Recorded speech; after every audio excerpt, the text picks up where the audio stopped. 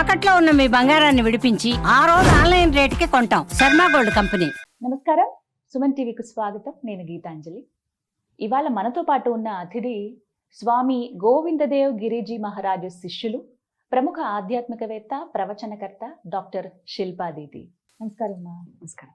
పెద్ద ధర్మ సందేహం అంటే ఇదివరకు రోజుల్లో చూసుకుంటే 60 ఏళ్ల తర్వాత కృష్ణ రామ అనుకుంటూ ఉండండి. ఇప్పుడే ఏం వయసు అయిపోయిందని, అంటే ఏదన్నా ప్రదేశాలకు వెళ్ళాలన్నా, రామాయణ మహాభారతాలు భాగవతాలు చదవాలన్నా కూడా ఈ మాట అనేవాళ్ళు. అది రాను రాను చూస్తే మనకి ఏజ్ తగ్గుతూ వచ్చింది. వయసు ఉన్నప్పుడే ఇవన్నీ చేయాలి అని చెప్పి సలహాలు ఇచ్చేవాళ్ళు గురువులు ఉన్నారు. ఇక ఇప్పుడు పరిస్థితి ఎలా అయిపోయిందంటే, దేవుడి దగ్గరికి ఇంక బాగా పూజలు చేయటం అవి చేస్తే ఏంటి రాను రాను సన్యాసంలో కలిసిపోతావా ఏంటి అని ఒక మాట అనేస్తూ ఉంటారు. అంటే దేవుణ్ణి చేరాలంటే సన్యాసమే తీసుకోవాలా, అన్ని త్యజం చేయాలా, వేటి మీద వ్యామోహం కానీ ఆపేక్ష కానీ ఉండకూడదా, ఇలా అయితేనే దేవుడు మనల్ని స్వీకరిస్తాడా అనే ప్రశ్న నాకు నిజంగా ఉంది ఎప్పటి నుంచో. చాలా మంచి ప్రశ్న అడిగారండి. ఉదాహరణ సింపుల్ థింగ్, అర్జున భగవద్గీత విన్న తర్వాత సన్యాసం తీసుకున్నాడా, యుద్ధం చేసి గెలిచి రాజ్యం చేశాడా? యుద్ధం చేశాడు, గెలిచాడు, రాజ్య పరిపాలన చేశాడు, మంచి రాజుగా అయ్యాడు. అంతే కదా? That is the best example. అర్జునం నిమిత్తీకృత్య అని అంటారు. భగవద్గీత చెప్పింది అర్జునుడికి మాత్రమే కాదు, అర్జునుడిని నిమిత్తం చేసి మనందరికి చెప్పిన జ్ఞానం భగవద్గీత. ఆర్ ఎనీ పురాణం కూడా మనం గనక చూస్తే అది నిమిత్తం మనందరికి చెప్పినాం అనమాట. సో పరమాత్మని చేరుకోవడానికి సన్యాసమే తీసుకోవాలా అన్నదానికి ఉదాహరణ వశిష్ఠ మహర్షి, విశ్వామిత్ర, ఇవన్నీ మీరు ఋషులు చూడండి. అగస్త్య మహర్షిని చూడండి, ఆయనకు వివాహమైంది. గౌతమ్ మహర్షి చూడండి. మన ఋషులు మునులు వీళ్ళందరినీ కూడా మనం చూసాము అంటే అందరు గృహస్థులు. అంతే కదా? అందరు దాదాపు మనం కనుక చెప్పామంటే 85% ఎవరైతే భక్తులు ఉన్నారో వాళ్ళందరూ వైవాహిక జీవితంలో ఉన్న వాళ్ళే. అంతే కదండి? సో ఎప్పుడు భగవంతుడిని చేరుకోవాలి అంటే సన్యాసమే తీసుకోవాలి అంటే, దేవుడు వీళ్ళ దగ్గరికి వెళ్ళేవాడు, సన్యాసుల దగ్గరికి. దేవుడు గోకులానికి వచ్చేవాడు కాదు. నిజం. అంతే కదా? సో అలా కాదు. సో సన్యాసం అన్నదాన్ని కూడా చాలా మంది తప్పుగా అర్థం చేసుకుంటారు, భగవద్భక్తి అన్నదాన్ని కూడా తప్పుగా అర్థం చేసుకుంటారు. కాబట్టి ఈ సందేహం అనేది కలుగుతుంది. మొదట ఏంటిది అంటే, భగవద్భక్తి విన్న తర్వాత, గ్రంథాలు విన్న తర్వాత సన్యాసం ఏమి తీసుకోరు. చాలా మంది ఏం చేస్తారు అంటే, అమ్మో పెద్దవాళ్ళు వస్తారండి ప్రవచనానికి, పిల్లల్ని తీసుకున్నారు. ఎందుకు అంటే పిల్లలు సన్యాసం తీసేసుకుంటారేమో అన్న భయం. పిల్లలు ఎందుకంటే ఇప్పుడు ఈ ఏజ్ లో వాళ్ళకి సింపుల్ ఎగ్జాంపుల్ నేను చెప్తానండి. మీరు ఇంత పెద్దవారు, మీరు ఇన్ని సంవత్సరాల నుంచి వింటుంటే మీరే సన్యాసం తీసుకుంటే మీ పిల్లలు ఎందుకు తీసుకుంటారు? అంటే మీరే కదా ఎగ్జాంపుల్. కరెక్ట్. అంటే విన్నవాళ్లే కదా. సో సింపుల్ థింగ్ ఈజ్, మనం ప్రవచనం విన్న తర్వాత వచ్చే క్లారిటీ ఏంటిది, మనకు నేను ఎలా బతకాలి అన్న క్లారిటీ ఇస్తుంది మనకు సనాతన ధర్మము. మీరు సంపూర్ణ భగవద్గీత కూడా చూడండి. ఎప్పుడు లేవాలి, ఎప్పుడు పడుకోవాలి, ఎంత తినాలి, యుక్తాహార విహారస్య, ఇవన్నీ చెప్పారు. మనకు శత్రువులు ఉన్నప్పుడు దాన్ని ఎలా జయించాలి అని చెప్పారు. సంసారంలో ఉండి కూడా ఇన్ని కష్టాల చుట్టూగా విపరీత పరిస్థితి అందరికీ ఉంటుంది. అప్పుడు ఎలాగా నువ్వు జయించాలి దాన్ని. చంచలం హి మన కృష్ణ, మనసు చాలా చంచలంగా ఉంటుంది Krishna, I'm not able to focus అన్న ప్రాబ్లం ఉంటుంది. దానికి సొల్యూషన్ చెప్పారు. సంపూర్ణ భగవద్గీత విన్నవాళ్ళు will be good student, good house wife, good partner, అన్ని. మీరు ఈ లైఫ్ లో ఏదన్నా సక్సెస్ఫుల్ అవ్వాలి అనుకుంటే ఏ క్షేత్రంలో అయినా భగవద్గీత వినాలి. అది మీకు మైండ్ మీద, బాడీ మీద కంట్రోల్ అనేది ఇస్తుంది. ఎప్పుడు ఎలా ఆలోచించాలి, ఏం చేస్తే బాగుంటుంది, ఏం చెయ్యకూడదు అని చెప్పేది మనకు ఈ గ్రంథాలు అనమాట. సో చాలా మంది ధార్మిక గ్రంథాలు అంటే సన్యాసం వైపు తీసుకెళ్తాయి అనుకుంటారు. కాదు, సన్యాసం వైపు ఏమి తీసుకెళ్ళవు. మీరు జీవించే దాన్ని మంచిగా ఎలా జీవించాలి అని నేర్పించేవి మనకు గ్రంథాలు. సెకండ్ థింగ్ is సన్యాసం తీసుకోవాలి అనుకుంటారు భగవద్భక్తి. సో ఈ ప్రశ్న మనకు దేవి భాగవతంలో వస్తుందండి. శ్రీమద్ భాగవతంలో ఉన్న శుక మహర్షి వేరే, దేవి భాగవతంలో ఉన్న శుక మహర్షి వేరే. అంటే మనకు మనవంతర డిఫరెన్స్ తో వచ్చిన కథ అంటారు. సో ఆ యూత్ లో ఉన్న యంగ్ ఉన్న శుక మహర్షి ఏమంటాడు అంటే, నాన్నగారు వ్యాసుల వారు ఇద్దరు వేరే వ్యాసులు. ఈయన ఏమంటారు అంటే, నాన్న నేను దేవుడిని చేరుకోవాలనుకుంటున్నాను, నేను సన్యాసిగా అయిపోతాను. లేదు నాన్న, నువ్వు పెళ్లి చేసుకో, వివాహం చేసుకో, సంతానం ఉండాలి అని చెప్తారు వ్యాస మహర్షి. అయితే లేదు లేదు, మీరు అలాగే చెప్తారు, మీరు గృహస్థాశ్రమంలో ఉన్నారు కాబట్టి, కానీ నాకు తీవ్రమైన వైరాగ్యం కలిగింది, నేను సన్యాసం తీసుకుంటాను. ఈ ప్రాబ్లం చాలా మంది పేరెంట్స్ కి కూడా వస్తుంది. పిల్లలు ఇలా అంటుంటారు ఒక ఏజ్ లో. ఎందుకు అంటారండి? మన చుట్టూ చూసిన ప్రాబ్లమ్స్ ఉంటే ఏమనిపిస్తుందంటే, ఒక డీప్ మనం చూసామంటే వైరాగ్యం ఉండదు పిల్లల్లో. ఆ ఏజ్ ఎలా ఉంటుందంటే పారిపోదాం అనిపిస్తుంది. ఇవన్నీ ఎందుకు? సో 2 things, ఏదైతే మనం సూసైడ్ గురించి ఆలోచిస్తాం, లేదంటే సన్యాసం వైరాగ్యం ఆలోచన. ఎందుకు అంటే డీప్ మనం కనుక చూసామంటే మనకు సన్యాసం లేదు, వైరాగ్యం లేదు, ఏమీ లేదు. అంటే వాళ్ళని తప్పు పట్టడం లేదు, ఆ ఏజ్ అలాంటిది.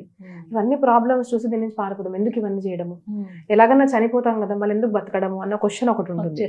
సో సేమ్ క్వశ్చన్ రాముడికి వచ్చింది అప్పుడు. సో యోగ వాసిష్ఠ గ్రంథము వశిష్ఠ మహర్షి యూత్ ఉన్న రాముడికి చెప్పాడు. Because Rama was into depression. అంటే మనకు చెప్పడానికి అనుకోండి రాముడు డిప్రెషన్ ఎలా వస్తుంది, కానీ మనకు చెప్పడానికి జరిగింది. సిమిలర్లీ భగవద్గీత, సిమిలర్లీ అన్ని పురాణాలు కూడా. సో అప్పుడు మనం అర్థం చేసుకోవాలి ఏంటిది అంటే పిల్లలకి ఏం సన్యాసం కలగడం లేదు. సన్యాస వ్రతం అంటే చాలా కష్టము. మనం ఏమనుకుంటాము, సన్యాసం తీసుకున్నాము అంటే అన్ని వదిలేయాలనుకుంటాము. కాదు, సన్యాసులకి కూడా దీక్ష ఉంటుంది. వాళ్ళ పూజ ఆరాధన, వాళ్ళు ఒక ప్లేస్ లో ఉండకూడదు. వాళ్ళకు కంఫర్ట్ లైఫ్ అనేది ఉండదు, వాళ్ళు తిరుగుతూనే ఉండాలి. ఒక్క ప్లేస్ లో 3 nights కన్నా ఎక్కువగా ఉండకూడదు. ఇట్లాంటి ఎన్నో రూల్స్ ఉంటాయి వాళ్ళకు.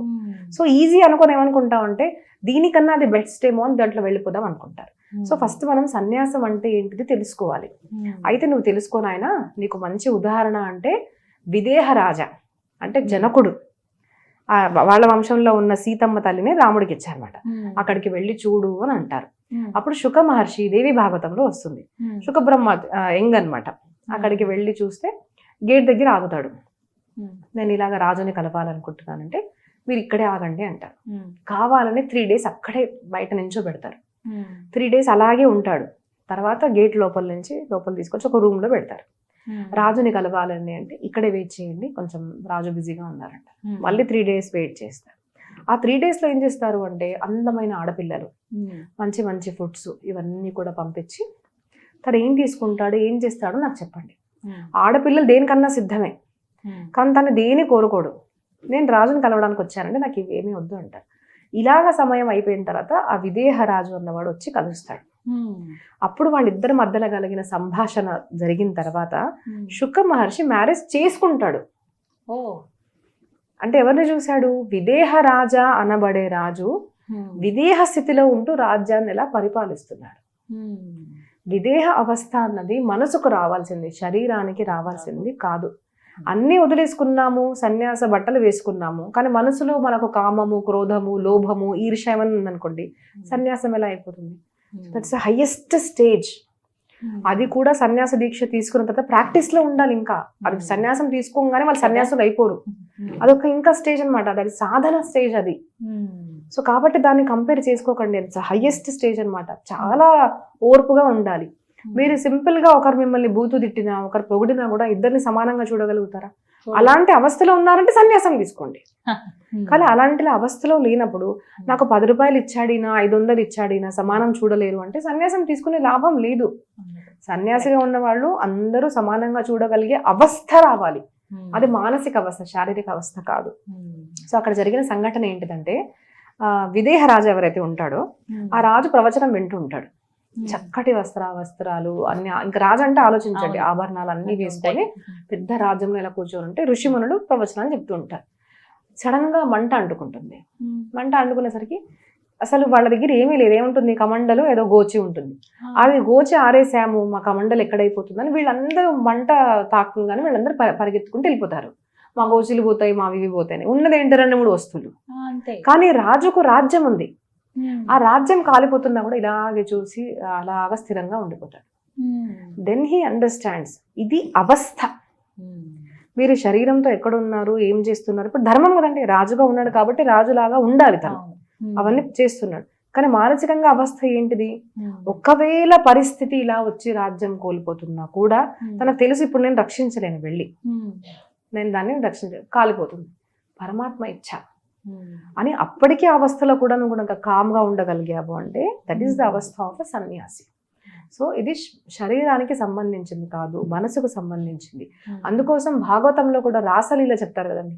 చాలా మంది ఒక అబ్బాయి 2 అమ్మాయిలతో 3 తిరుగుతుంటే రాసలీల చేస్తున్నాడు కృష్ణుడు అనుకుంటాడు. That is not రాసలీల.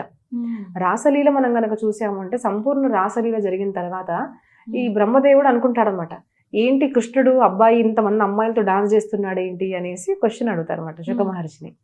అయితే ఈ ముసలోడు నాకు చెప్తాడు ధర్మము అనేసి కృష్ణుడికి లీల చేస్తారు. అప్పుడు సడన్ గా పైనుంచి చూస్తుంటే బ్రహ్మదేవుడికి అక్కడ ఆడపిల్లలు కనిపించట్లేదు, మగవాళ్ళు కనిపించడం లేదు. అంటే మనం ఏం చేస్తున్నాము, నువ్వు ఆడదానివి అని చూస్తేనే కదండి కామం కలిగేది. కదా. నేను మగవాడిని అని చూసుకుంటేనే మనకు శారీరకంగా ఒక ఫీలింగ్స్ వస్తాయి. ఆ వాళ్ళు ఏ అవస్థలో ఉన్నారు, ఏం చూశాడు అంటే ఆడవాళ్ళు లేరు, మగవాళ్ళు లేరు, అందరూ ఋషులుగా మారిపోయారు. అరే నేను ఏం చూస్తున్నాను అసలు, గోపికలు ఆడవాళ్ళు అనుకున్నానే అని చూస్తాడు. మళ్ళీ సడన్ గా చూసరికి ఒక్కొక్క కృష్ణుడి చేతిలో ఒక్కొక్క గోపిక. అది మనిషికి సాధ్యం అవుతుందా? నువ్వు 10 మందిని ప్రేమించవచ్చు, 10 మందిని మోసం చేయొచ్చు, 10 మందితో తిరుగుతాను ప్రామిస్ చేయొచ్చు. నువ్వు 10 మందితో ఒకటే సమయంలో ఉండగలుగుతావా? లేదు. దట్ ఈస్ కృష్ణ పరమాత్మ. లక్షల మంది గోపికలు, ఋషులు, వాళ్ళ ప్రతి ఒక్కరి చేతుల్లో కృష్ణుడు చేయింది. అప్పుడు ఓహో ఇలా కనిపించిందా. మళ్ళీ ఋషులు లేరు, గోపికలు లేరు, ఎవరు, ఓన్లీ కృష్ణ పరమాత్మ. సో అది అవస్థ, అది మనకు తెలియాలి. మనం పుట్ట, చెట్టు, నీరు అన్నిట్లో పరమాత్మ ఉన్నాడని మాట్లాడడం వేరే.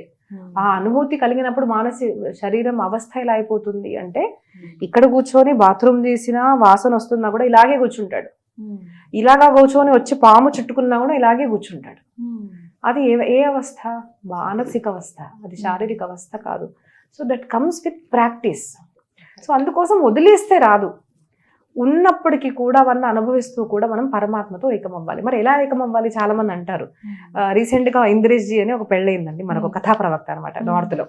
ఆయన ప్రవచనం చేయగానే ఒక వీడియో రిలీజ్ చేశారు. వీళ్ళు మనకు ప్రవచనాలు చెప్తూ ఉంటారు, వీళ్ళే అన్ని మంచి వస్త్రాలు ధరిస్తారు, ఆభరణాలు ధరిస్తారు అని ఒక వీడియో చేశాడు అనమాట.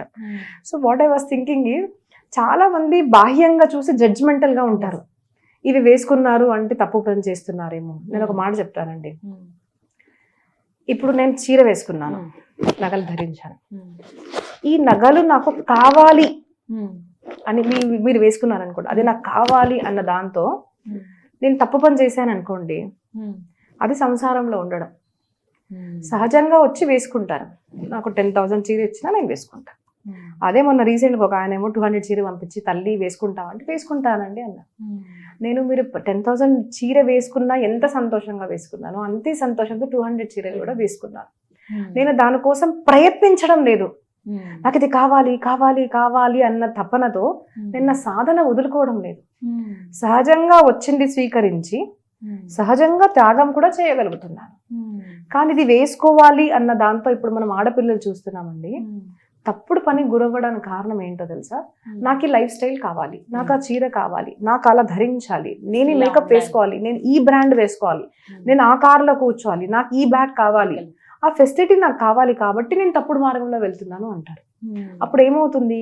మీ కోరిక మీకు తప్పుడు పని చేసే దారిలో తీసుకెళ్తుంది. అప్పుడు అది సన్యాసం కాదు, సహజంగా వస్తుంది. మీరు ఇప్పుడు నేను ఒక రిచ్ ఫ్యామిలీలో పుట్టాను, మా ఫ్యామిలీ అంటే వెల్ ఆఫ్, నాకు ఇస్తారు, నేను వేసుకుంటాను. లేదనుకోండి దానివల్ల నేను తపన పడను. మా నాన్నగారు నాకు ఇచ్చారు, నా ఎగ్జాంపుల్ నేను చెప్తాను, ఇచ్చారు, నేను అన్ని వేసుకుంటాను. మరి ఇది ఎవరు చూడరే? మరి అమ్మకి ఇచ్చిన డబ్బులు వాళ్ళ నాన్నగారు ఆవిడ ప్రవచనానికి అసలు పెడుతున్నారు. నేను చాలా మంది ఫూల్ అనుకుంటారు, నాకు వచ్చిన డబ్బులు నేను పెట్టడం కదా, నా ధర్మ ప్రచారం కోసం నేనే పెట్టుకుంటాను. నేను 16 years నుంచి నేను ఇంత దక్షిణాన్ని ఎక్కడ అడగలేదు. ఎందుకు నన్ను గ్లోరిఫై చేయరండి ఎవరు? మరి మీరు ఎక్కడికైనా ప్రోగ్రామ్కి వెళ్తే ఇంత అని అడుగుతారు కదా, ఒకరినైనా అడగండి నేను ఇంత అడిగానని. నేను వీడియోగ్రఫీ కూడా ఇప్పుడు కంపల్షన్ చేయడానికి కారణము, ఎన్నో సంవత్సరాల నుంచి ప్రవచనాలు చెప్తున్నాను, అది ఇప్పుడు 100 మంది విన్నారనుకోండి, యూట్యూబ్ లో వేస్తుంటే 1,00,000 మంది దాకా వెళ్ళాలి. అదే పడిన కష్టము 1,00,000 మంది దాకా రామాయణం భాగవతం వెళ్ళాలి. కాబట్టి మనం వీడియో పెట్టుకుంటున్నాం. కాబట్టి అదేదో మేము కూర్చుంటే తింటుంటే వీడియో తీయమని ఎప్పుడు నేను చెప్పాను. నా వీడియోస్ మీరు చూడండి, ప్రతి ఒక్కటి క్యాచ్ చేసి రియల్ లైఫ్ కాదు, నాది రియల్ లైఫ్. నేను చేస్తున్న ప్రతి కార్యం కూడా నాకు సహకరిస్తే మంచిదే, సహకరించుకుంటే ఉన్న డబ్బులు నా ధర్మ ప్రచారం కోసం నేను చేయాలని తపన పడుతున్నప్పుడు అది ఎందుకు ఎవరికి అనిపించదు? సో థింగ్ ఈజ్, మీకు సహజంగా వచ్చింది మీరు ఉపయోగించుకోండి, దానికోసం తపన పడి ప్రయత్నించి తప్పుడు మార్గంలో వెళ్ళకండి. అది సన్యాసం. సన్యాసం ఇస్ నాట్ ఈజీ. వస్త్రాలు మారిస్తే సన్యాసం కాదు. సన్యాసము గొప్ప సాధనకు ప్రారంభం అవుతుంది అక్కడి నుంచి, అది అంతం కాదు. సో వస్త్రధారణ అన్నది సన్యాసం కాదండి. అండ్ మీరు ఎప్పుడు చెప్తారు అందరికీ కూడా, మీరు భాగవతం రామాయణం విన్న తర్వాత మీ పిల్లలు మీరు మంచి మనుషులుగా మారుతారు, సన్యాసిగా అవ్వరు. Best example is Arjuna. అంతే కదా, అది నిజం. చక్కగా చెప్పారు, ధన్యవాదాలు.